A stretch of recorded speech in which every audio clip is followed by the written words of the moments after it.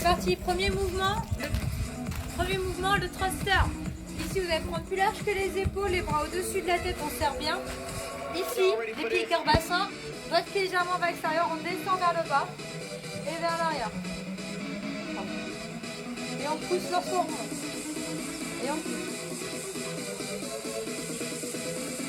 Tout simple. On passe au deuxième. Le deuxième c'est quoi? La fente. Deuxième mouvement. Le pied à côté de la jambe le plus proche du bâton, un peu plus loin. Un grand pas. Votre pied obligatoire. On descend bien les deux jambes et on remonte. Après on enchaînera tout de suite, on bascule le poids de corps et genoux. En restant bien en appui. Si c'est trop facile, on enlève le bâton et on rajoute les bras. Si on peut, on ne repose pas.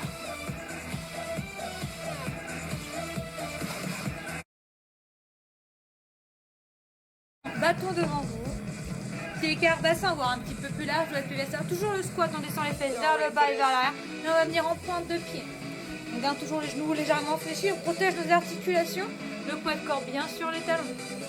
Si c'est trop facile, on reprend le thruster avec le haut. Avec la pointe de pied.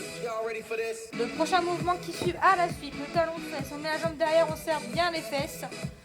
De façon que le genou soit vers l'arrière. Le talon, on ramène et on tend. On garde toujours une légère flexion, on protège l'articulation. Même chose de l'autre côté.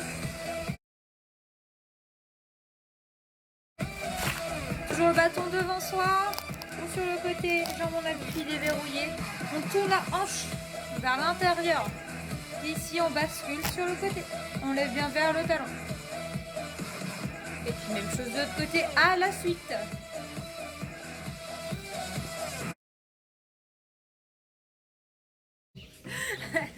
La suite, on va chercher le dos, pied écart bassin, vraiment sous vos hanches, s'il vous plaît, pieds parallèles. Genoux déverrouillés, on pousse les fesses vers l'arrière de façon à avoir le dos à plat. Ici, les mains un petit peu plus larges que les épaules. On va les chercher en haut et on revient. Après, on enchaîne tout de suite sur cet exercice et on ramène les coudes vers l'arrière. Vous pouvez écarter un peu plus les mains pour avoir un peu plus d'appui sur le bâton.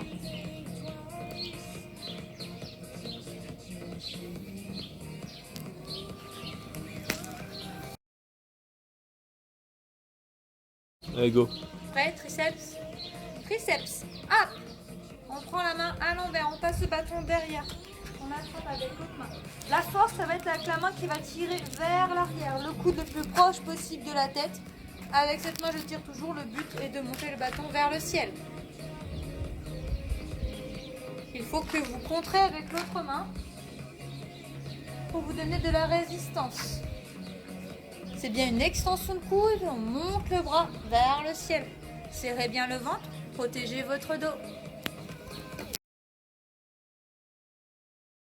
On passe aux abdos, attention, on va pencher un peu le buste vers l'arrière. Pour plus de difficulté, je vous invite à relever les talons. D'accord, le dos va être un petit peu rond là pour ce mouvement-là. On va mettre les mains un petit peu plus larges que les épaules. On va venir poser le bâton le plus loin possible derrière. Et même chose de l'autre côté. Trop difficile, on pose. Et même chose. Plus les genoux seront proches de vous, plus cela sera facile. On passe à la suite pour les abdos. Parfait. Ok, prochain mouvement pour les abdos.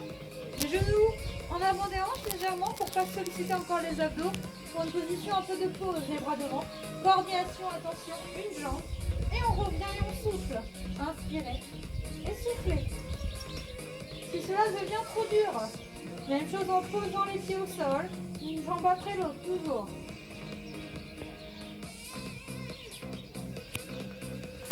La stopper.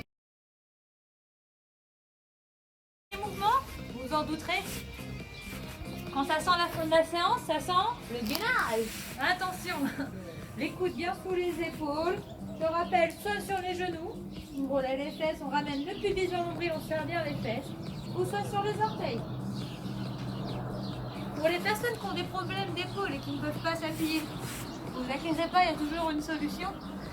Ici, les jambes conduisent vers l'arrière. Si c'est trop facile, on relève un peu les épaules.